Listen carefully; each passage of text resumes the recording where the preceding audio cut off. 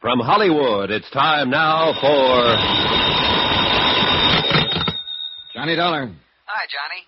Say, didn't you tell me one time that you're quite a nut about fishing? What's that? Pat McCracken at Universal Adjustment Bureau. Doggone it, you know you spiked my plans for a fishing trip just a few weeks ago. Oh, yeah. All right. What's on your mind? Big fish, real big fish. You ever hear of Douglas R. Landfair? Millionaire playboy, sportsman, yachtsman? That's the one. Well, didn't I read somewhere that yeah, he you was... sure did, Johnny, at the bottom of the deep blue sea. And a $400,000 claim has been filed. You interested? An expense account based on that will be a pleasure.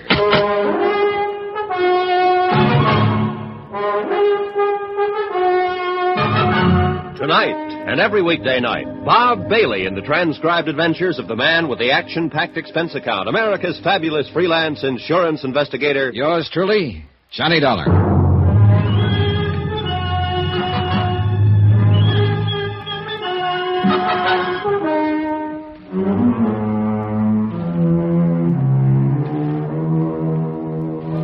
From Special Investigator Johnny Dollar to Universal Adjustment Bureau, Hartford, Connecticut. Following is an accounting of expenditures during my investigation of the Sea Legs matter. Expense account item 1, 90 cents. Taxi from my apartment to the offices of Universal Adjustment, where Pat McCracken was waiting for me with a handful and a head full of information. 2 claims, Johnny, both filed by Constance Landfair, the wife. Here are copies of them. How come 2, Pat? Well, number 1 is against Douglas Landfair's life policy with Greater Southwest Life and Casualty Insurance Company, $250,000. What's the other? $150,000 International Maritime Organization for the loss of the Landfair yacht. 400,000 claims. That's right. Okay, what's the story? Well, Landfair was making a trip along the coast of Central America in his yacht, the Sea Legs. He ran onto a rock or something, the boat sank, and he and his crew of 1 went down with her. Well, do you have any reason to question the validity of the claim by Mrs. Landfair? 2.5 years ago, Landfair himself filed a claim with International Maritime. It seems he lost a power cruiser in exactly the same place, near the Boldaro Islands off the coast of Nicaragua. $85,000. Total loss? Happened in a spot where not one bit of the wreck could be salvaged. Oh? Where'd you learn that? Local authorities in a small Nicaraguan seaport, and Mrs. Landfair, she was with him on that trip. But she wasn't with him on this one, aboard the Sea Legs. No, or presumably she wouldn't be around to file the claim. Where's Constant Landfair now, Pat?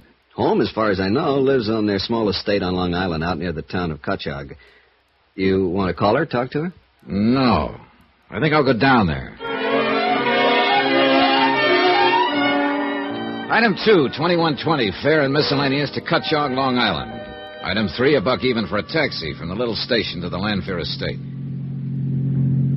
Estate, did you call it, mister? Well, isn't it? Well, it used to be, before the Landfair sold off a lot of it. Oh, that's so? Yeah, guess there wasn't nothing else they could do to keep up with that high way of living. Keep talking, fella. Well, the old man, Landfair's father-in-law, well, he had plenty, I guess. But after he died, all the kids seemed to do was spend it. You know what I mean? Fancy yachts, lots of polo playing, Florida in the winter, Maine in the summer, all that sort of thing. Oh, there's a place now, right up ahead there on the right. I looked, and what I saw apparently bore out what the taxi driver had said. A big stone wall surrounded what had evidently been the original, rather vast property belonging to the estate. Square in the middle of it sat what was probably once called a mansion. But small, new, modern homes were crowding in on the old house.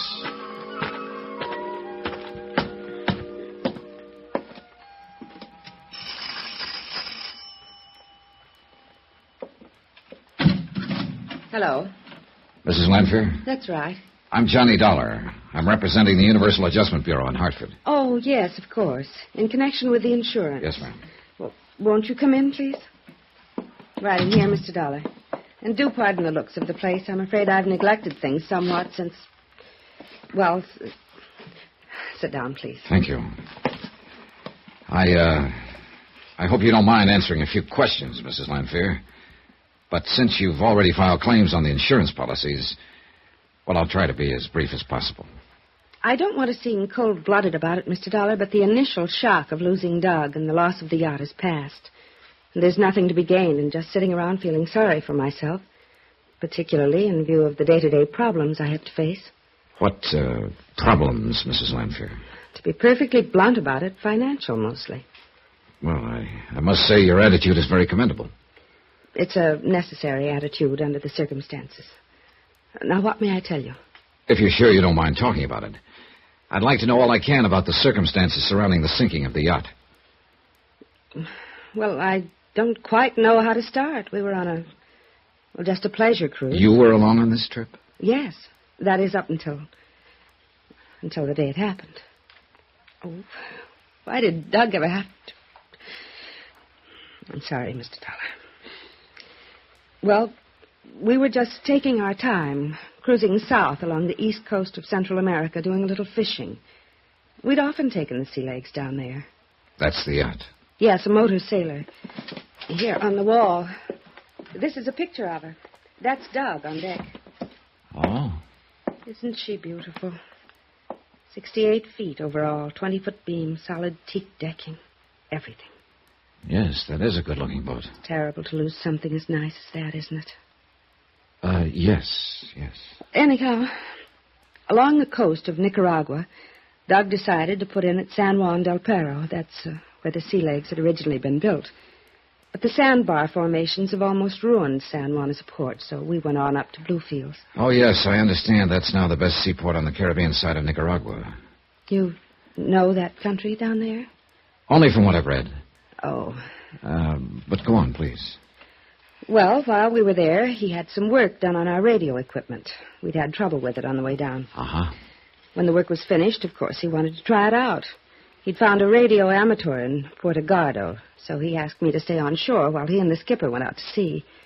We kept in contact every few minutes while he headed her out toward the Boldero Islands. The Boldero Islands. Isn't that where you lost a power cruiser a couple of years ago? Yes, the Connie, named after me, and I begged him not to go out there again. Why, Mrs. Landfair? Because of the treacherous currents between the two little islands, the great deep that lies between them. A terribly dangerous spot with pinnacles of rock that reach up almost to the surface. Well, why did he go out there again? To prove a point. That's all, to prove a point. Look, I'm afraid I don't follow you. Doug had blamed the loss of the Connie 2 years before on poor seamanship by the man at the wheel. He wanted to prove that he could take a boat through there safely. Oh. Kind of looks like he was wrong, doesn't it? His last words over the radio were that a rock had torn the bottom out of the sea legs. Oh, Mr. Dollar, before the signal stopped, I could hear the crunching of the hull and the sound of the water as it swept in and over, and it was terrible. You sent someone out there right away, of course. Oh, yes, but it was no use. The sea legs was gone. And with it went my husband, and the man with him. And the bodies were never recovered? No. Before, when we lost the Connie, we had time to put on life preservers, launch the small boat. I must admit, I wondered how it was. But when the sea legs went down, there wasn't time, and I could hear it over the radio, and it was terrible. It was terrible. I'm sorry. It's all right. I'm all right, Johnny. Mr. Dollar? I may have to go down there, Mrs. Landfair, and go through the motions of an investigation, you know. But then your companies will pay the claims. I sort of see no reason now why not. It's terrible to have to be so frank about it. But I do need the money, Johnny. I was telling the truth. I didn't see any reason why the claim shouldn't be paid. Perhaps Connie Landfair's explanation of why she wasn't grieving over the loss of her husband was true. But more than once I wondered if she weren't far more concerned over the loss of the yacht, or about how soon she could collect on the policies. Then that deliberate slip in starting to call me by my first name. Just what are your plans, Mrs. Landfair? Plans, Johnny? I don't quite know what you mean. Well, suppose the companies make prompt payment on these claims. That'll mean $400,000. Well, really, Mr. Dollar, aren't you overstepping bounds a little bit? Maybe. But if it'll make you feel any better, or if it'll help to hasten the settlement, I'll tell you. I'll sell what is left of this property and leave the country. Leave for where? Somewhere in Europe, on the continent. Alone? I beg you. Of course, alone. Sorry, I just wondered. Doug and I were too close to even think of my having boyfriends, or whatever you want to call it. The more I think about it, the more I resent that question. No particular implication meant, Mrs. Landfair. Next thing, you'll start implying that the sea legs wasn't wrecked at all, that Doug is still alive somewhere, and that if you can't dig them up out of the sea, your precious companies can somehow contrive to keep the money that is rightfully mine, can get out of paying off on what I thought was a legitimate... The more she talked, the more I became convinced that something was very wrong about this case. I let her vent her fury on me. It was simulated fury, I thought. Then I called the taxi again and left. Oh, no, sir, mister. You're all wrong. Them Landfairs, they was thick as 2 peas in a pod. Say, tell me, did you ever notice any particular friends either of them may have had? Well, there was always throwing them big parties. That's what you mean. Big society-type brawls. No, I was thinking of girlfriends for him or boyfriends for her. Oh, no, sir. No, sir. He was her, she was his, and no playing around. Not like most people in that set. And I know.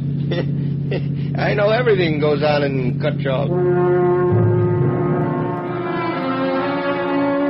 Back in New York, I found that the best immediate routing to Nicaragua was by plane to Dallas, then to Mexico City, and finally to Managua on the West Coast. I made a reservation on the Dallas plane immediately, that's item 4, and then spent $1.40, that's item 5, on a phone call to Pat McCracken back in Hartford. Well, sure, Johnny. If you think it's important enough, you have my full permission. Yeah, I've already made my reservation for the first leg of the trip. Well, now, don't go overboard on the expense account. Pat, how you talk. But you really smell a rat, huh? Well, look, according to report, the Landfairs were real buddy-buddy. She loved him, he loved her. Yet only a couple of weeks after his death, she's a lot more concerned over the loss of their boat than she is over him. Oh? You think perhaps... I don't know what to think.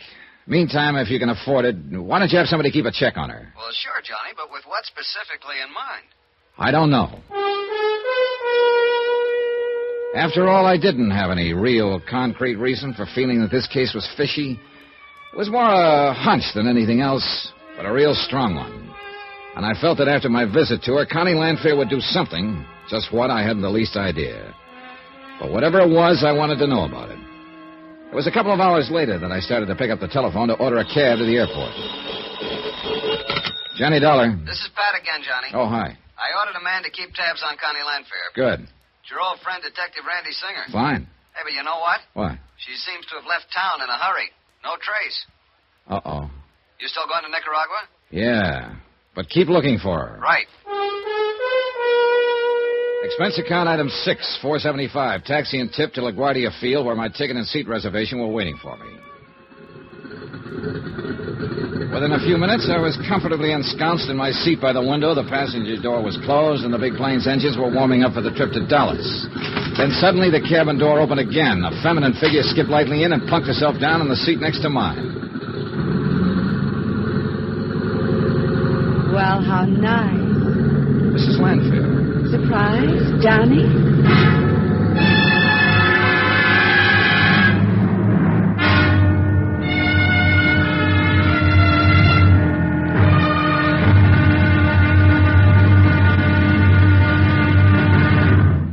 Now, here's our star to tell you about tomorrow's episode of this week's story. Tomorrow, the seeds of suspicion really begin to sprout, with the help of one of the wildest characters I ever met. Join us, won't you? Yours truly, Johnny Dollar.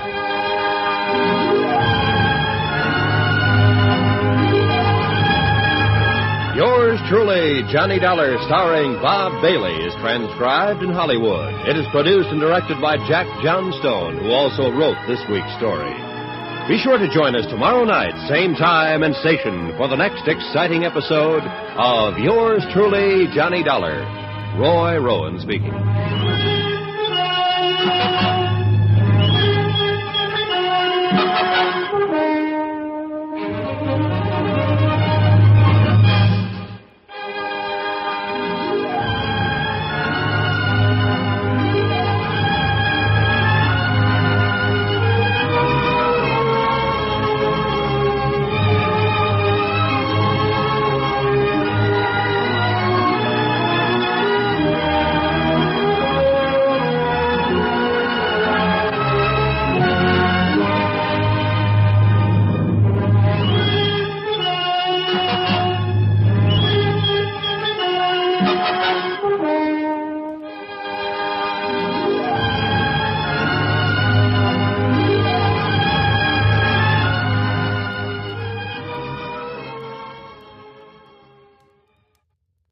From Hollywood, it's time now for... Johnny Dollar. Here's your call to Hartford, Mr. Dollar. Go ahead, please. Hello? Pat McCracken. What'd you get me out of bed for this time? I'm calling from the airport in Dallas. Does that mean you're going on to Nicaragua? Yep. All right, then I know why you're calling. The answer's no. We still haven't found any trace of Constance Landfair. So why don't you come on back here and start from scratch? Because I have found some trace of Connie Landfair. Oh, it's Connie now, huh? It sure is, brother. And what's that supposed to mean? Pat, she just happened to occupy a seat aboard the plane right next to mine. Look, Johnny, why don't you work on the facts of the case for a change instead of on the woman involved? Patrick, ever hear of killing two birds with one stone?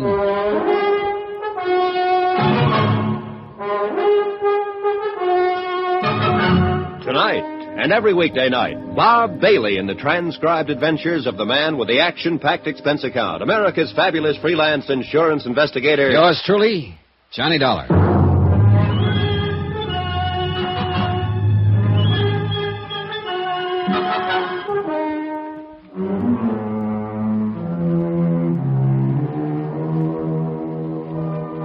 From Special Investigator Johnny Dollar, location Bluefields, Nicaragua, to the Universal Adjustment Bureau, Hartford, Connecticut. Following is an accounting of expenses incurred during my investigation of the Sea Legs matter.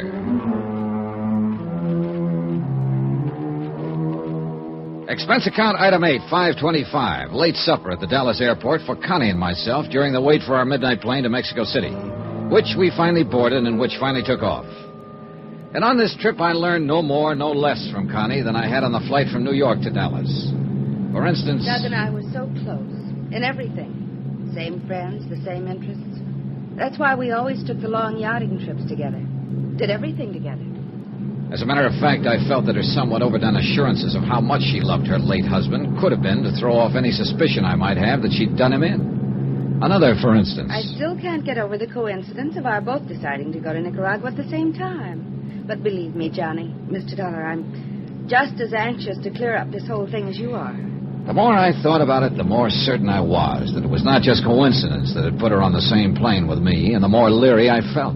I know the country so well, too. I think I told you the Sea Legs was built in a small shipyard in San Juan del Pero. That's south of Bluefields. Yeah, that's at the lower end of the East Coast, isn't it? You do know something about Nicaragua, don't you? Oh, only what I've seen on the maps. Oh. Now, let's see. We can get a plane from Managua to the East Coast? Oh, yes. Nicaragua boasts 2 or 3 commercial airlines. I'm sure at least one of them makes a direct flight to Bluefields. That's where we put in with the Sea Legs, you know, before the beautiful thing went down between those awful Boldero Islands. And took your husband with her? Oh, yes. Poor Doug. There it was again. More apparent concern over the loss of the Sea Legs than over the husband she claimed to have loved so much. And still no explanation of why she decided to go back to Nicaragua. Her decision must have been sudden, too, right after I'd seen her at her home on Long Island. From Mexico City, we took a deluxe 4-engine plane to Managua, but the last leg to the city of Bluefields was in a 2-engine something that looked like war surplus tied together with baling wire. At midnight, we signed into the Providencia Hotel, and after a hearty meal, retired to our respective rooms to make up for lost sleep. I had not planned to wake up at 6 a.m., but fate decreed otherwise. What? Ha-ha! You're still in bed. Yeah, sure. Just a minute, I'll get up and open the door. No. Do not disturb yourself, dear sir. Huh? There, you see, there was no need to disturb yourself. Well, now, just a minute. Who are you? Oscar Patrick Vladimir Posquero. At your service. Oscar Patrick, what? You, my dear Mr. Dollar, may just call me Oscar, now that we are working together. Working together? Whatever gave you... Welcome to Nicaragua. And no matter what your needs, I, Oscar Patrick Vladimir Posquero, will provide them for you. For a small financial pittance, of course. Here, let me straighten your pillow. Hey, look, wait. There now. Wait a minute. Where did you get the key you just used to open this door? As you can see, Mr. Dollar, I am prepared for everything. That is why I can be of such unestimable service to you. Oh, now who the devil is that? The breakfast I ordered for you, of course. Here, my good man. I will take this away. You may collect the tip some other time. Get lost. Is this a gag of some kind? Mr. Dollar, how can you say such a thing after I just saved you paying that menial servant a big tip? Here now. Tomato juice, orange juice, cream, chippy on toast, eggs, Benedict lamb chops, scrambled eggs, little sausages, toast, honey, jam, and coffee. You expect me to eat all of that? If I am to be of help to you in this important campaign, I must keep my strength up. Oh, I beg your pardon. And at my expense, of course. Of course. After all, nowhere else in Central America can you get such invaluable help as I can give you. Yeah, well, just what gives you the idea I may need your help? Aha, a good question. Oh, here, let me prop you up on your pillow so that you can enjoy the delectable food. Oscar. There you are. Oh, now the chipped beef and toast. It doesn't look so good this morning, so I shall take that. And the lamb chop. Oscar, will you please... Now, to business. While you enjoy your breakfast, that is. No. Please don't wait for me, Mr. Dollar. Look, to begin with, how did you know my name? Ha!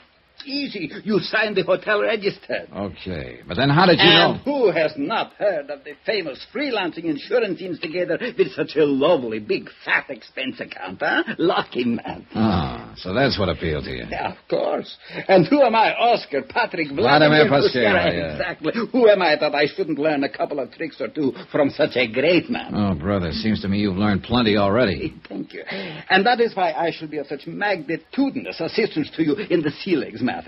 For a pittance, you understand. Say, $100 a day. How about 10? 90. 20 then. 70. 40? 30. 50? 20 a day and not one penny more. Sorry, Oscar, but you are not hired. Oh, Mr. Dollar, you bleed me to the quick. How else could you solve this case without me?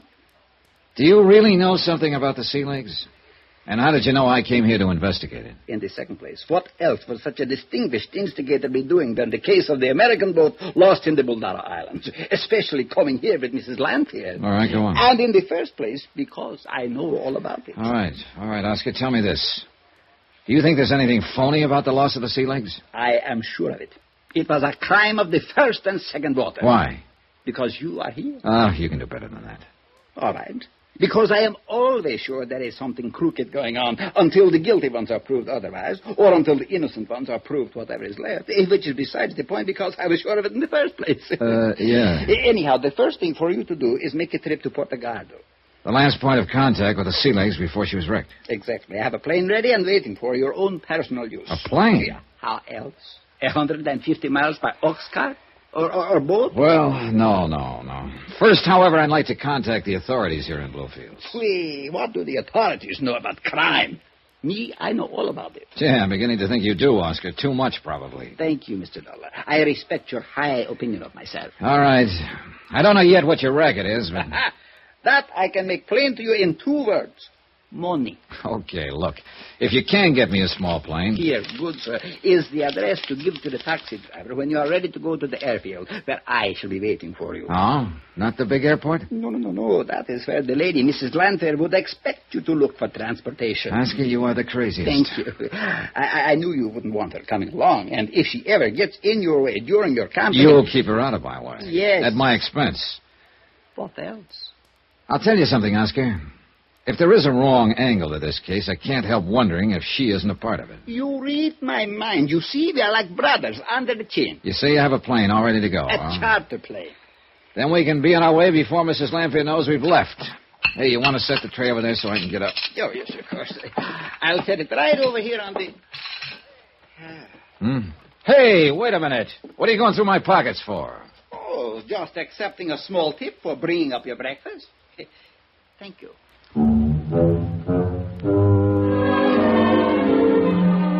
If only half of what Oscar said was true, it was conceivable that he could be of help to me. I checked with the hotel manager and the local police. They knew Oscar well and told me that he pretty much lived on the occasional American tourist who showed up. That he acted as guide, chauffeur, pilot, anything for a price. That he could be trusted implicitly by whoever happened to be paying him at the moment. And, which was important to me, he knew the country and its people inside out, was a font of information about anything and anybody. So I decided to let him tag along for a while. The Federal Maritime, the equivalent of our Coast Guard, had headquarters in the harbor area, and I found a captain there who spoke fair English. I'm sorry, Senor Dollar, but you know as much as we do. We sent a boat, of course, but we find no sign of the sea legs or the poor people who go down with her. Nothing. Yeah. Well, I'm thinking of going up to Puerto Gardo, where she took off on her last trip, you know. Excellent idea. From there, you can fly out to the Buldara Islands where the wreck did occur. Now, that's what I was thinking of. But in addition to an airplane, you must also need a pilot and a guide. You have someone to suggest? I see. There is but one. Senor Oscar Patrick Vladimir Pasquero. Precisely. Item 9, 20 cents American for a 3-mile ride in an old Model T Ford to the little private airstrip where, true to his word, Oscar had rented an almost brand-new two-place plane for us. He had it warmed up and ready to go. So fasten your belt, Mr. Dollar, relax, and enjoy it until you take off. You sure you can fly this thing, Oscar? I am the finest pilot in Nicaragua, maybe in the whole world. I'm even a co-pilot. Just how much is the use of this plane costing me, Oscar? For me, a special rate, so don't worry about it. Here we go into the... How much? Well, the usual price is $35 a day, American. But me, I always have a deal. That's on account of I give the field so much business. So now that is said... Oscar, how much? $45 a day. Do you see what a beautiful view we have from... 45? Look, the bay and the Caribbean on one side, and the flat, empty marshes and plains on the other. Now, wait a minute, look. If $35 a day is the regular rate, what's so special about $45 for me? Oh, no, Mr. Dollar. For me, surely you wouldn't expect the finest pilot in the whole entire world to work for nothing. Why, you... Okay.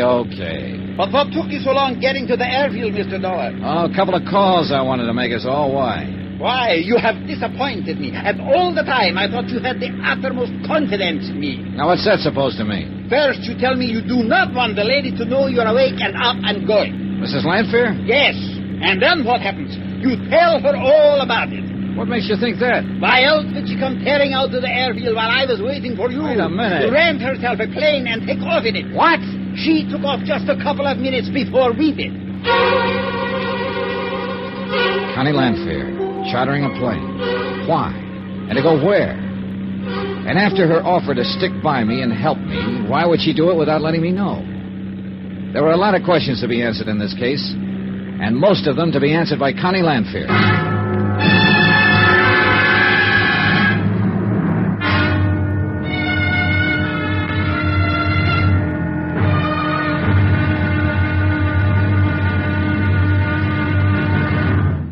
Now, here's our star to tell you about tomorrow's episode of this week's story. Tomorrow, the sea, the rocks, and dear old Mother Nature bring some pretty startling facts to light. And the case takes a sudden twist. Join us, won't you? Yours truly, Johnny Dollar.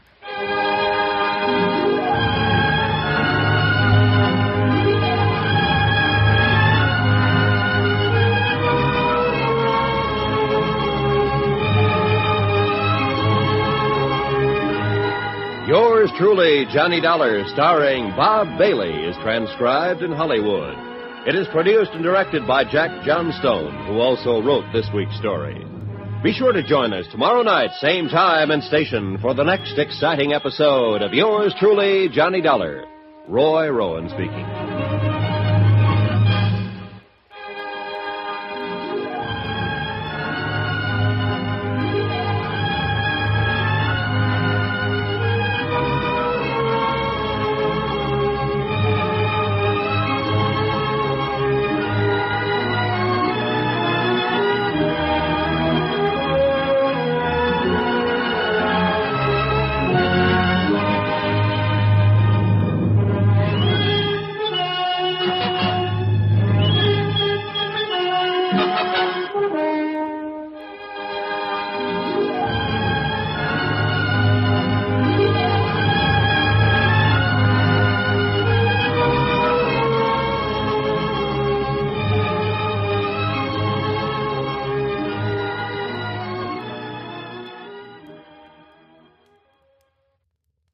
From Hollywood, it's time now for... Johnny Dollar. You hear me? Johnny Dollar calling. This is Pat McCracken, Universal Adjustment Bureau. Hi, Patsy. Johnny Dollar. Johnny, what kind of a noisy hookup is this anyway? Pat, this call is being relayed to you from an amateur radio station. Well, next time, try the telephone. From Puerto Gardo, Nicaragua? Oh, now you're coming in quite clearly. Port of what? It's a little spot on the Caribbean coast, the last port of call for the Sea Legs before she was wrecked. Mrs. Douglas Landfair still with you? No, and I don't know where she's gone, which is why I called. So? She acted just as surprised as I was that we both took the same plane down here. And, Pat, I still don't know why she decided to come here at all. Maybe she doesn't like the idea of your going down there to investigate the case. She wouldn't admit it, of course, but that's what I think. You think she may try to obstruct your investigation? Right now, I don't know, because she suddenly chartered a small plane and disappeared. To work her way back here to the States? Your guess is as good as mine. Look, why don't you hire a watch on her place on Long Island? And if she shows there, call me at the Hotel Providencia. It's in the city of Bluefield. Nicaragua. Right. In any event, you think her claims for insurance on the sea legs and on Douglas Landfair are fraudulent? Pat, at this point, I don't know what to think.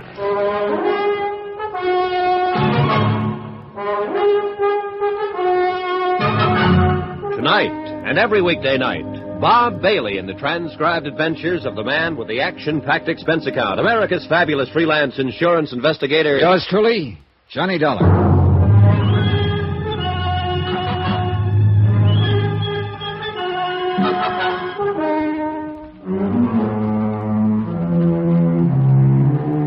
From Special Investigator Johnny Dollar, location San Juan del Pero, Nicaragua, to the Universal Adjustment Bureau, Hartford, Connecticut. Following is an account of expenditures and report of activities during my investigation of the sea legs matter. Pat, I lied to you during that radio contact a few minutes ago. I do think Connie Landfair's claims for $400,000 insurance are fraudulent. Fraudulent as the very devil. But just why I think so is beyond me. At any rate, the assistant who's foisted himself on me down here is a real weirdie whose name, believe it or not, is Oscar Patrick Vladimir Pasquero. He rented a plane and has flown me here to Puerto Gardo, a half-baked little town on Nicaragua's east coast. Here is where a radio amateur made the last contact with the sea legs before it smashed up and sank off the Boldero Islands. And who is the operator of this ham station? Oscar Patrick Vladimir Pasquero. You're such a long talker, Mr. Dollar. I'm cranking this generator until my arm is nearly dropping off. Well, I'm sorry, Oscar, but that contact with the States was important. Even my back is tired. I know. I'll make an expense account to you. Say $10. You try that, and I'll fly back to Bluefields without you. Oh, please, Mr. Dollar, no joking, please. Who's joking? What, without me, you would be a lost soul in this vile country. Hey, tell me something. Why did you ever set up a transmitter in this isolated fishing village? I should set it up in Bluefields? They even wanted me to have some kind of license up there. Disgusting. And a waste of money, too. Now, that reminds me. Do you have a pilot's license? Who needs a pilot's license when those little planes practically fly themselves? Besides, a pilot's license costs money, too. Well, I have one, so from here on in, I stay at the controls. No confidence in me, no confidence in you. What a smirch on the good name of Oscar. Okay. Now, let's get out to that flat where you parked the plane. I want to fly over the spot where the sea legs went down. You see how invaluable I am? Huh? Without me, you wouldn't even know where to look for the Boldero Islands. You know darn well. All I have to do is look at the charts in the cockpit of the plane. But, Mr. Dollar, that wouldn't be fair.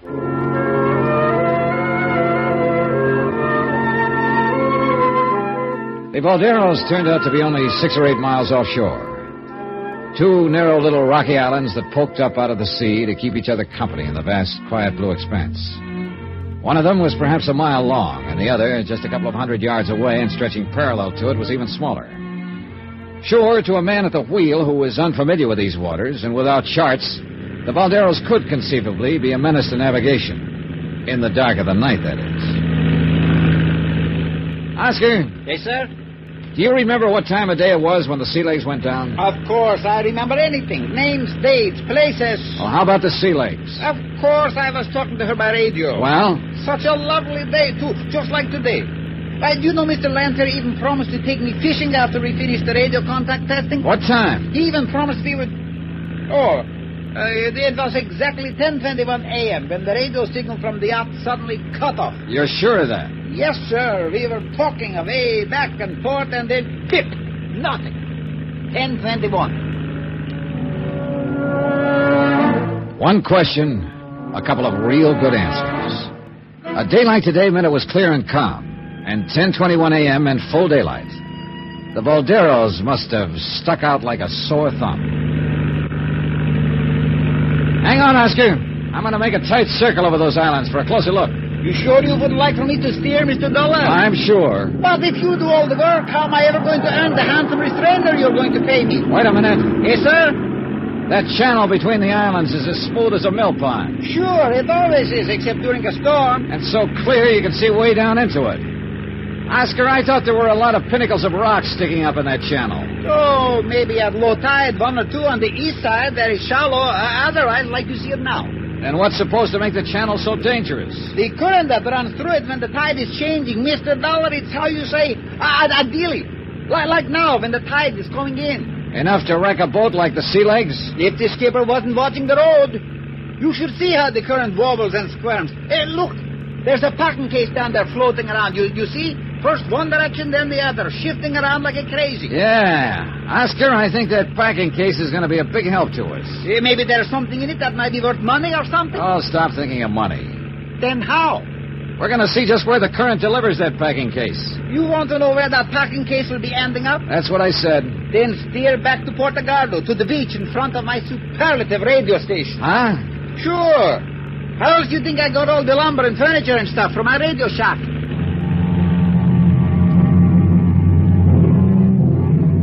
He was right. From the air, we could see that every bit of flotsam passing through the Baldero Island Channel on a rising tide wound up in the tiny cove on the shallow sandbar directly in front of Oscar's radio shack. Even now, it was piled high with crates, bits of ship's rigging, odd pieces of furniture. That junk stay down there forever, Oscar? No, Mr. Dollar. Once a month, a real big high tide comes along, and presto, I have a clean front yard again. But I always make a trip up here before then. What do you mean? Sure, that's why I'm Nicaragua's #1 beach brusher. Oh, stop being corny. What do you mean beachcomber? So I have to brush the sand off everything I pick up down there.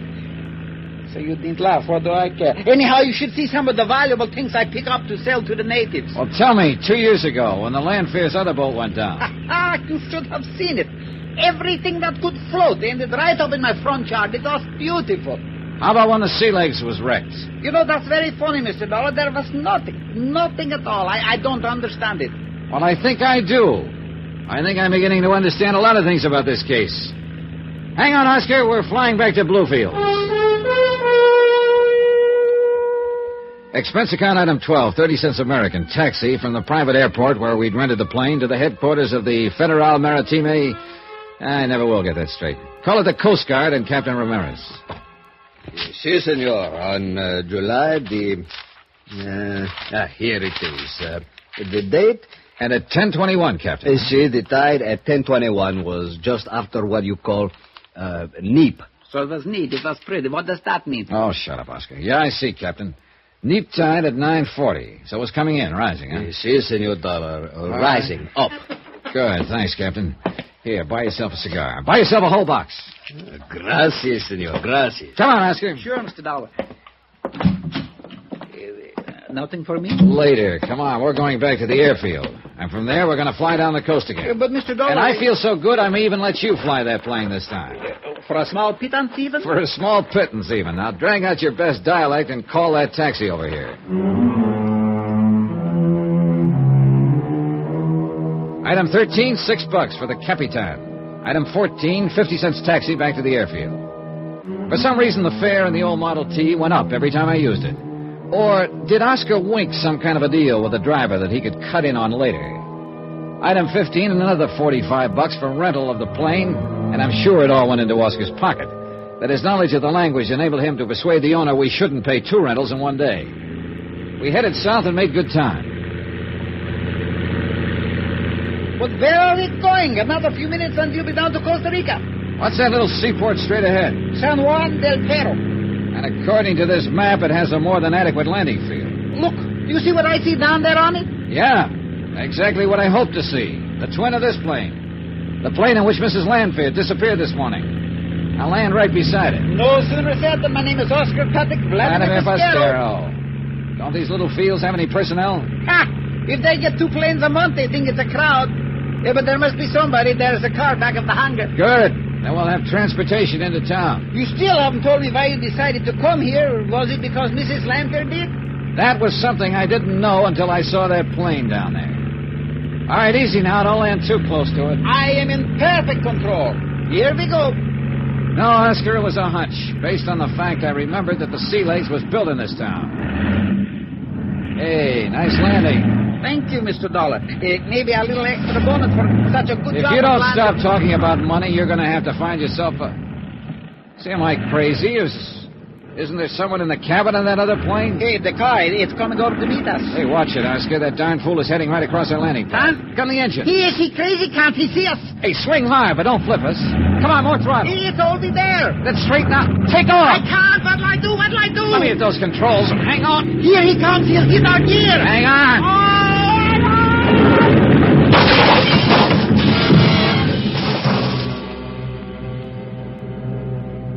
For a long moment, there was nothing but a vague blackness all about me, and the sound of our crack-up seemed to roll and echo almost dreamily back and forth in the deep recesses of my mind. Then, slowly, hazily, I seemed to hear some of the sound. Yeah, like an engine far off. An engine of a plane starting up and lazily moving away. Sure, yeah, of course, I did hear it. It was the other plane, the one that had been parked on the landing strip. Then as my mind began to clear, I realized I'd seen something, someone else. I'd caught a glimpse before the car struck our landing gear of the man behind the wheel of it. A man whose picture I'd seen briefly at the home of Constant Landfair. But it couldn't be.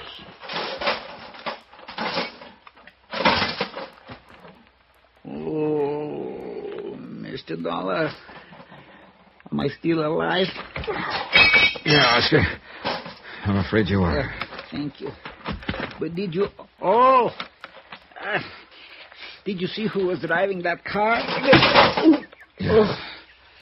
You recognize him? Look, maybe they're both dead, like he is.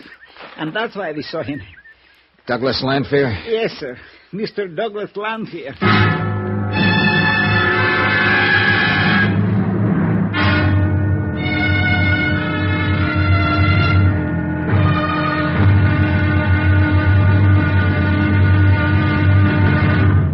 Now, here's our star to tell you about tomorrow's episode of this week's story. Tomorrow, the dark back streets of San Juan del Pero yield some valuable information and a threat of sudden death. And believe me, it isn't an idle threat. Join us, won't you? Yours truly, Johnny Dollar.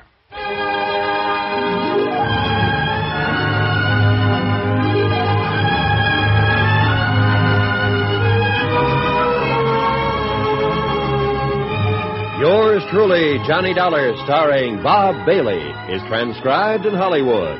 It is produced and directed by Jack Johnstone, who also wrote this week's story. Be sure to join us tomorrow night, same time and station, for the next exciting episode of Yours truly, Johnny Dollar. Roy Rowan speaking.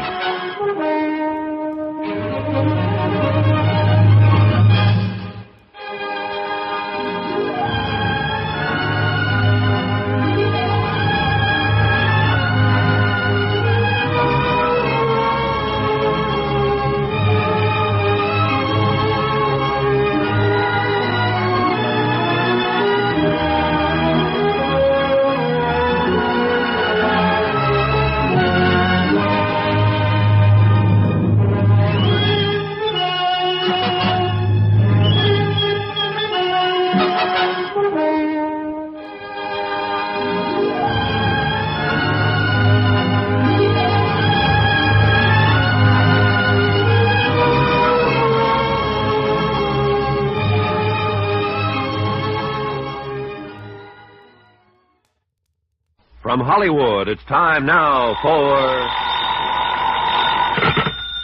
Johnny Dollar. Alguien le llama de los Estados Unidos. Huh? Johnny? Yes. Pat McCracken, Universal Adjustment in Hartford. Oh, hi, Pat. Now, listen, as you requested, I had a man sent out to Mrs. Landfair's Long Island home to see if she'd returned. I suspicion wrong, Pat. She's still here, very much so. Will you listen? Shoot. The man was a little over-ambitious. Let himself into the house through a basement window. So? While he was there, the telephone rang. He wasn't crazy enough to answer. Crazy like a fox. It was long distance from right where you are now, San Juan del Pero. And, Johnny, I suspect it was from the man on whose policy she's made a claim for $250,000. Her dear departed husband, Douglas Landfair. Right. And if so, her claim on him, at least, is fraudulent. So see if you can dig up some proof. Brother, I have it. The man is anything but dead. Huh? It was Douglas Landfair who wrecked our plane when we tried to land here a few hours ago. Then, Johnny, get him. Sure. If he doesn't get me first.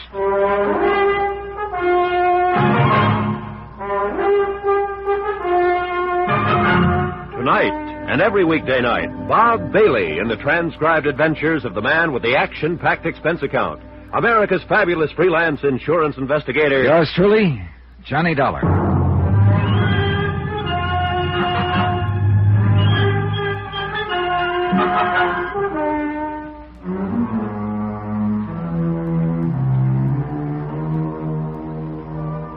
From Special Investigator Johnny Dollar, location San Juan del Pero, Nicaragua, to the Universal Adjustment Bureau, Hartford, Connecticut.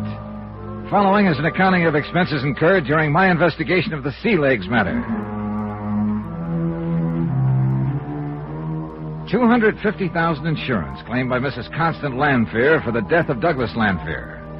An additional $150,000 for the loss of the yacht, the Sea Legs. Claim number 1 now proved to be fraudulent. As for number 2, the claim on the yacht. Expense account item 14, $2 American. To the banana plantation worker who pulled us out of the small plane that Douglas Landfair wrecked as we tried to land. And another $1 to said plantation worker for a ride into town in his ancient truck. I must admit that this is one time that my ubiquitous assistant, Oscar Patrick Vladimir Pasquero, came in handy through his knowledge of the Spanish Indian dialects spoken in these parts. Apparently, San Juan del Pero had once been a fairly busy little seaport. But over a period of years, the sea had slowly, inexorably washed in shallow sandbars, and only a handful of small cargo and fishing boats now negotiated the narrow channels that led out to the Blue Caribbean. The town itself was scattered around a small marketplace near the docks. There were a few stone and brick buildings, including the San Andrea Hotel, but most of them were weather-beaten frame structures. An occasional aged American car kicked up the dust, but most of the street traffic was ox carts. Item 15, $2 American, to a doctor with an unpronounceable name who came to our room at the San Andrea and patched us up. And about 7 p.m. he left after instructing us to spend the rest of the night in bed. Item 16, another $2 for a sumptuous dinner brought to our room. American dollars, I learned, go far in this place. Unless, of course, Oscar gets his hands on them. You should let me handle all the bills for you while you're here in Nicaragua, Mr. Dollar. Yeah, sure, and let you take a 50% commission on all of them, huh? No thanks. But, Mr. Dollar, When the poor fellow who rented us that plane to get down here starts patching it up, my expense account is going to take a big enough beating. Have no fear. I will supervise the repairs on the plane myself. Yeah, for a small pittance. Of course. What a wonderful dinner. Now, to sleep it off. Well, you sleep all you want to. I got work to do. Work? Yeah. Besides, you still haven't told me why we flew down here in the first place. I still don't understand. Listen, Oscar, a couple of years ago, Landfair lost a power cruiser off the Boldero Islands. I know. I told you I helped him and his wife and his captain get to shore. He collected $85,000 for that boat from his insurance company. I saw the boat. It was worth the $85,000. So he should have insured it for more, maybe $100,000. Made himself a profit. Yeah, a very poor businessman. Will you listen? The ease of collecting on that loss must have given him ideas. What's more he could do with some money? The parental estate was running low. Anyhow, a few weeks ago, he brings a yacht, a motor sailor down here. The Sea Legs. Right. This one's insured for $150,000. And his own life is insured for $250,000. Maybe he's not such a bad businessman after all. He takes the Sea Legs out to the very same place where he lost the first boat. This time, he leaves his wife ashore. He and the skipper go out alone, presumably to check on some new radio equipment he's installed. Sure, we made the radio contact from my own personal sender on shore at Puerto Gardo. But the contact was suddenly cut off. I heard it. And the next thing we know, Mrs. L is back at her home on Long Island claiming a total of $400,000. Well, why not if she thought he went down with the boat? Because I don't think she did. What's more, I'm going to prove... Of course I knew it all the time. Because if he drowned off the Boldero Islands, what was he doing here today, driving the car that wrecked our plane? Unless he was dead. And do you know something, Mr. Dollar? I don't believe it. Oscar, there was somebody in the cabin of that other plane waiting to take off with him after he smashed our landing gear. You didn't see who? No, but I'll give you odds it was Constant Landfair. Another thing, she said that when the Sea Legs went down, she heard it go over the radio. You said that the signal just suddenly cut off. Mr. Dollar, you don't think the yacht was wrecked at all? Not any more than I think Landfair went down with it. Then where is it? Well, I have a hunch it's right here in San Juan del Pero. Yes, but wouldn't everybody know the boat? Oh, Oscar, one of the oldest insurance rackets in the world is to fake a shipwreck, take the hull to some obscure foreign port, dress it up in new paint and rigging, then put it to sea again. Now, why didn't I think of such a good... Now, if I remember rightly, I spotted a couple of old shipyards down here when we circled the land. Yeah, sure, but there's only one that does any work. Do you know where it is? Of course I do. You see how invaluable I am to you? Then that's where we're going right now. But, Mr. Dollar, what if you do find the boat? What do you mean? Mr. Landfair has already flew the goose. He took off in that other plane after we cracked up. Look, we'll take things as they come along. Right now, while we're here, I want to look for that yacht. I saw an excellent picture of it, and I'm sure if I find it, I can identify it. And if we do find it? We will have twice the case against the Landfairs. Mr. Dollar, I am fortunate to be working for such a sterling, silver, 14-carat genius, for the most outstanding, intelligent investigator... Get your hands out of my pockets. There's one other thing I'd like to find. One person, unless Landfair murdered him. Who? His one-man crew. Oh, Ramon Gonzalez. The same man as on the first trip. Well, if he was allowed to live through the first wreck, he was probably in cahoots with Landfair and therefore is still around. Would you recognize him if you saw him? Maybe so, maybe not. The first trip he was big and fat. The second trip he was skinnier. He wore a beard on his face. If he's changed again, yeah. Oh, you're a lot of help. I thought you never forgot a name or a face. But, Mr. Dollar, him I never made any money off of. Well, come on, get into your clothes and let's prowl around the shipyard.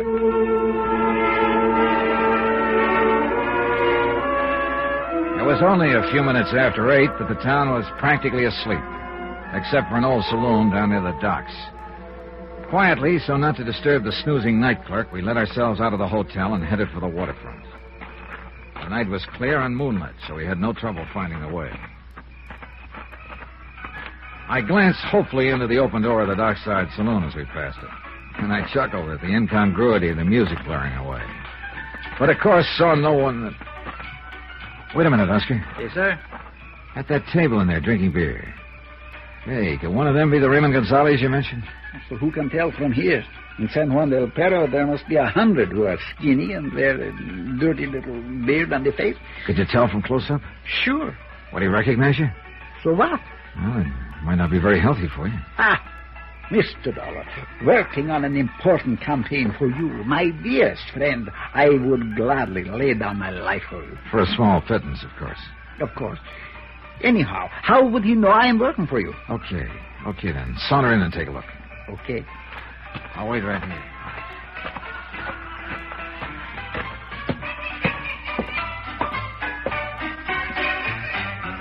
Good evening, gentlemen.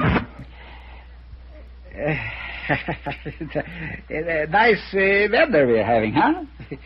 Es buen día, no?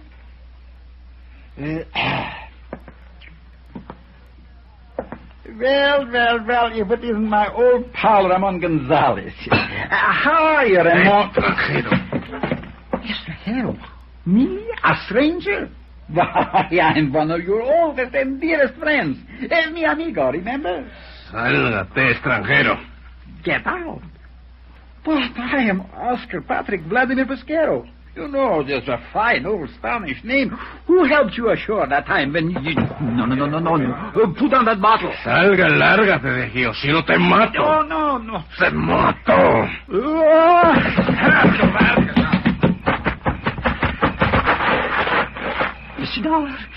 Mr. Dollar. Yeah, I don't think they liked you to interrupt their little beer party.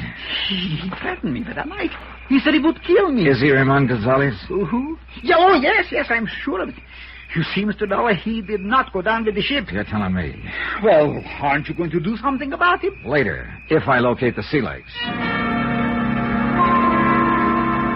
Cautiously, quietly, looking back over my shoulder now, we prowl through the old shipyard. And finally, led by the smell of fresh paint, I found it. The once clean white hull was painted a gaudy red and blue, and given the appearance of age. The mahogany rail and taffrail had been replaced with iron pipe. The beautiful teakwood deck painted a dirty gray. The wheelhouse had been moved, the cabin altered, even the mast, bowsprit, and general rigging changed. Stanchions, cleats, all the hardware that had once been polished bronze was now corroded or painted over. All in all, a quick, very thorough job of disguise, of change, from a graceful, expensive yacht to a rather weary-looking fishing schooner. But it was the sea legs, all right. I would never believe it, Mr. Dollar. I never would have recognized it. Are you sure? Wind your hand over the transom here. Hmm? You can feel where the lettering has been painted over. It don't strike much. I can see. Better not. Somebody... It's too late now. But do you see where the outline of the lettering is underneath this last coat of paint? Sea legs. But it was such a beautiful boat. And now it looks like a dirty old tramp. Well, what do we do now? Go back to that saloon and latch on to Ramon Gonzalez. Make him talk. Sure. Only, I'll wait for you. Huh? Well, he's so big and strong, Mr. Dollar, and that knife in his belt. Why, I thought you said you'd lay down your life. Sure. But what could he tell you that you don't already know now? Where the Landfair's headed when they took off in that plane. Come on. But Okay, you lead. Alto, senor. Mr. Dollar, it's him. You light a match to show me the way. Gracias. I was afraid of that. Look, the knife in his hand. Oscar, if he makes one move to throw it, pull the trigger. Trigger? What trigger? Am I good? No, I swear. But I have a couple of fists.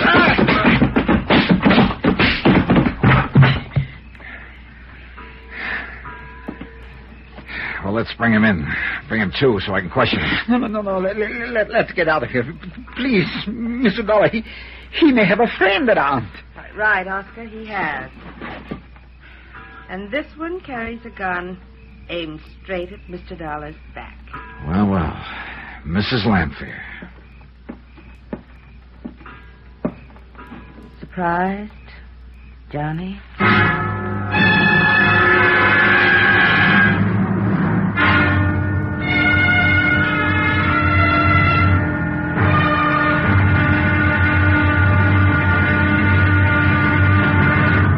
Now, here's our star to tell you about the final episode of this week's story. Tomorrow, sometimes when you wind up a case, things take a turn, a sudden switch that makes you wish you hadn't won. Join us, won't you? Yours truly, Johnny Dollar.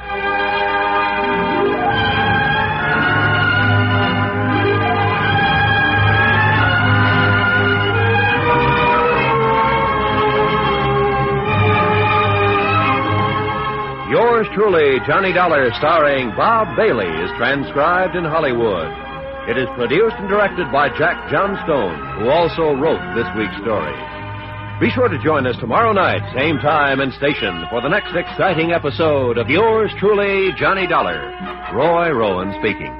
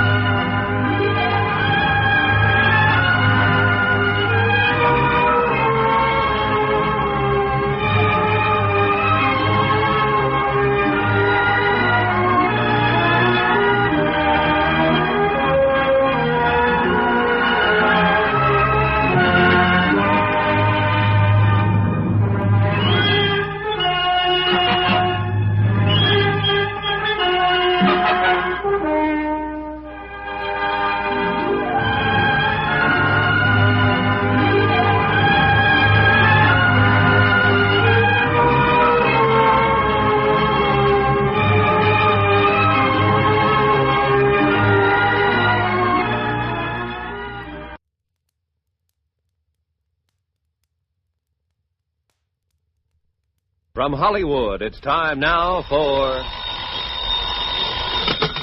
Johnny Dollar. This is Captain Ramirez in Bluefield. Hello, Captain. Thanks for returning my call. Oh, you are now in San Juan del Pero? Yeah. Soon you will know Nicaragua as well. Yeah, listen, Captain, I need your help. Can you get a plane down here for me? The one we brought has been wrecked. Oh, si, Senor Dollar. And if I were you, I'd come along with it. I, Senor? But A nice chance to add to your laurels, Captain, by making a couple of arrests. Criminal? Yeah. One of them a killer.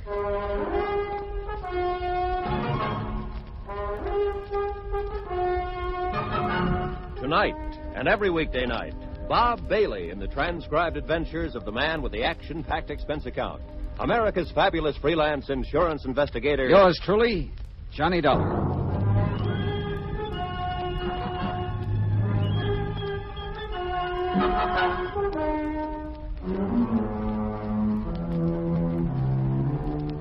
From Special Investigator Johnny Dollar, location San Juan del Pero, Nicaragua. To Universal Adjustment Bureau, Hartford, Connecticut. Following is a final accounting of expenses and report on my investigation of the Sea Legs matter. Expense account item 18, $1 American. Phone call to Captain Jose Ramirez of the Federal Maritime... I still can't spell it. Call it the Coast Guard. But a lot of things happened before I could make that call.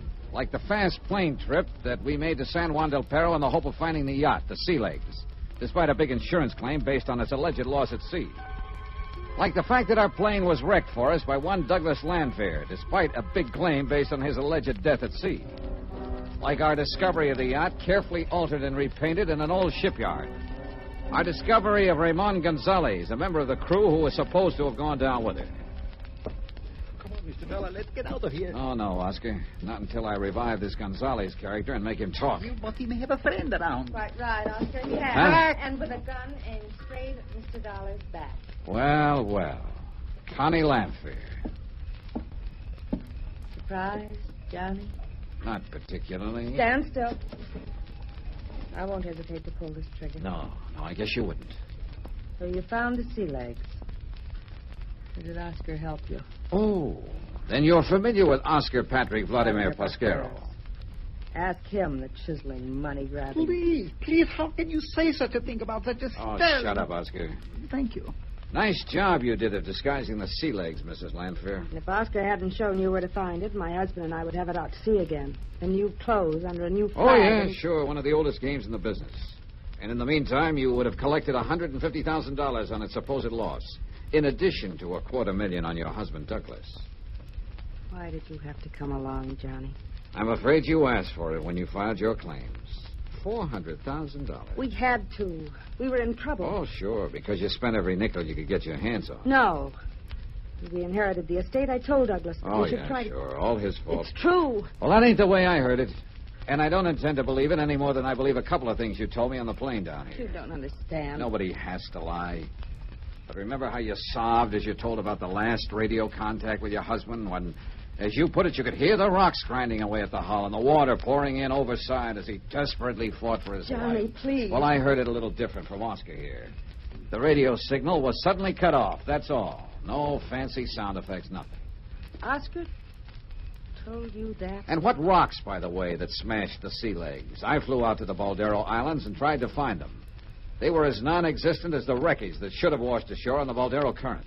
I'm beginning to see some things, Johnny. The mate or skipper or whatever you want to call him who was supposed to have been with your husband and had been lost with a boat, Ramon Gonzalez, well, as you can see, he wasn't quick enough when he attacked us here a minute ago, and I had to get a little rough with him. Johnny. As for your having a gun pointing at my back, stop kidding, Connie. You know more Johnny, look out. Kill me. Wait a minute, He was going to kill you, Mr. Dollar, but you were too good for him. Well, a lot of help you were. That his knife? Huh? Oh, yes, here. Yeah. I think I'd better have it, Oscar, because, well, I see Connie Landfair made a hasty exit from the scene. She did? Well, what do you know about that? You didn't see her leave? Well, it's so dark in this old shipyard, and I was so worried about you, dear Mr. Dollar. Why don't You should be. Plenty worried. Huh? Look, why don't we get out? I needed only two things when I came down here, Oscar. Proofs, both of them. Why don't we get out of this dreary place, Mr. Dollar, and talk someplace else, huh? Where there's light. Oh, shut up and listen. Thank you. I found them both now. Proof that Douglas Landfair never died in the wreck of the Sea Legs, and proof that the Sea Legs was never wrecked at all. Except for a couple of details, the case is closed. One of those details is you. Me? Oh, you mean paying me for all the unvaluable help I've been... Oh, how nice. I'll take it in 20. Oscar, I'm going to lay the cards right on the table. Yeah, and the money? I'll find it. Now, listen to me. Connie Landfair slipped away during our little ruckus here. But you could have stopped her as easily as you could have stopped this Gonzalez character from jumping me. She said she had a gun. A bluff. She didn't. But you did. Me? Oh, Mr. Dollar, I was I scared. spotted that bulge under your left arm the minute you appeared in my hotel room that first morning. Well, don't reach for it because I'm carrying one, too. Mr. Dollar, dear, I don't understand. Well, I do, now. I've wondered from the beginning just why you insisted on sticking so close to me from the minute I arrived here in Nicaragua. All right. I will tell you the truth. the whole truth, even if it costs me a small, slight percentage of the munition fees you're going to pay me for the unestimable assistance I have been giving you. Oscar, you just won't give up, will you? The money. That's what it is. The money. Like I get from all the Americans who come here to Nicaragua. Only from you it was not for sightseeing, guiding, but for all the help. Like, for instance, the money you've been getting from the Landfairs? I cannot tell a lie, Mr. Dollar. I did get some money from Mr. and Mrs. Landfair, you know, for various and Sunday services when first they came here. But why not, including the use of my radio sender? You see, if I hadn't known they would pay me well for the using of my radio... Your unlicensed radio. My unlicensed radio, because the license cost too much. Why, I would never have been able to know about the wreck that didn't happen and so skillfully lead you to the Baldara Islands and all the clues that I... Yeah, well, you know what I mean. What you really mean, Oscar, is that you expected a lot more from them if their crazy plan to collect on the insurance policies worked out. You sure? Because no, Mr. Dollar, no, I was only trying to help you. Think, Mr. Dollar, about all the things I've told you about. You were careful not to tell me a single thing that I wouldn't have learned anyway. Oh, Mr. Dollar. Why did you insist right off the bat that we fly to Puerto Gardo, for instance? Why, of course. Apparently to help me, for a small pittance, of course. But actually it was to keep me out of the way while Constant Landfair made contact with her husband here in San Juan del Pero. No, please, No doubt you worked that all out with her before you busted in on me that first morning. Then when we did get to Puerto Gardo, tried to prevent me from spotting the current that would have taken any wreckage from the islands and washed it ashore on the sandbar at Puerto Gardo, if the sea legs had gone down. That isn't... No. I told you about that strong current that very then, too. Sure you did. But only because you realized at that point that I couldn't help finding out about it anyway. Mr. Dollar, you're making a crook out of me. Making a crook of you? Well, I had this little item, Oscar. When we started to land our plane and Douglas Landfair came at us with his car, you know as well as I do that you could have avoided it. Kept us from snapping off our landing gear and crashing. Oh, it was nicely done, too. So that you wouldn't get badly hurt, but still be up and around to collect from Landfair for it. Oh, Mr. Dollar, how can you even implicate such a horrible thing? You, my dearest, my undying Because friend. of your little suggestion along the way that I unfasten my seatbelt and relax, while you, I noticed, kept yours tight. One thing after another. And finally, of course, armed as you are, you not only let Gonzalez attack me, but you let Connie Landfair escape as well. And all for money. Money. That's all you've talked about. How did you figure to collect for all this? All right. It's true. It's true. All my life, in every country in the world, I've been... Whatever I have done has been because I love money. But I swear it, Mr. Dollar. I would have never let them kill you. Because I do like you, Mr. Dollar. I almost... Even with all the money I could get from them, I almost gave it up. Yeah, for whatever you could get from me. Yes. And because you're such a nice man, I guess I'm not used to being around nice... Mr. Dollar. Well? Mrs. Landfair. What about her? Don't be too hard on her. It was all his doings. He had such a strong hold over her. The way he treated her, sometimes I almost thought she wished he had gone down in a wreck of the boat. What are you talking about? She's still in it. Because by now she's so far in, she has to stick with him. Don't you see? Oh, yeah, I suppose that does make sense. All right, what else? Yeah, that's all. I have opened up my whole entire heart. Well... Mr. Dollar, for once in my life, I'm telling the truth. I thought maybe I could persuade you to pay me more than they could. Then I could be on your side, on the good side, just for once. But now I guess I can only beg for your mercy. One thing you haven't told me, where Douglas Landfair is. You must know. Well, do you? Yes. Well? For maybe enough of a small pittance to get out of this country. Can't get over it, can you? Well, you haven't much of a choice this time. You will help me maybe just a little bit if I tell you. We'll see. I'm living on my hope, Mr. Dollar, so I will tell you. Mr. Landfair. Mr. Landfair is right here. Oh. And well-armed, Oscar, ready to blow your brains out for what you just told this nosy insurance investigator. Now, be careful, please. Mr. Dollar, he has a gun. Yeah, I see. So have you, Oscar. Yes. Yes, I have. Careful, Oscar. And if it is the last thing I do, the man who got me into this is going... Oh, no, you don't! Don't!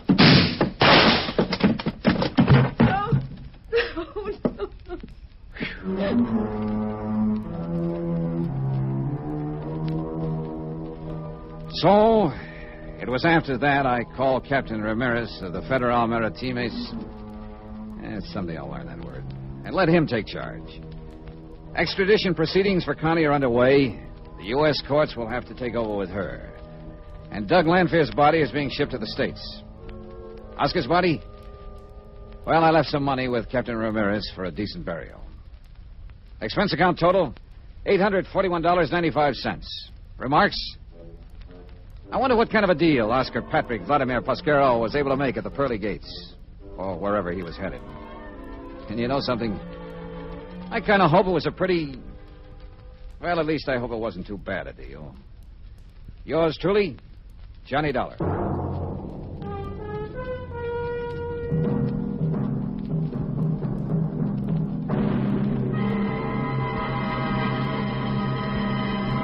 Next week, the promise of romance in the arms of a lovely girl, and the threat of a knife in the back. Join us, won't you? Yours truly, Johnny Dollar.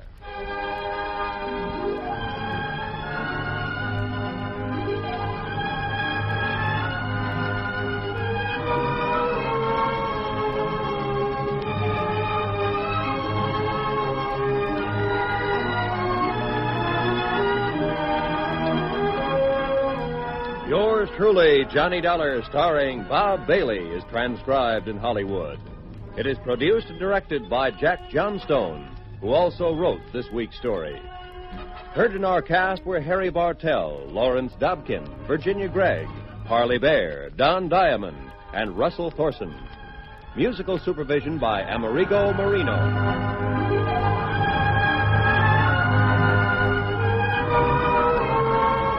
Johnny Dollar has come to you through the worldwide facilities of the United States Armed Forces Radio and Television Service.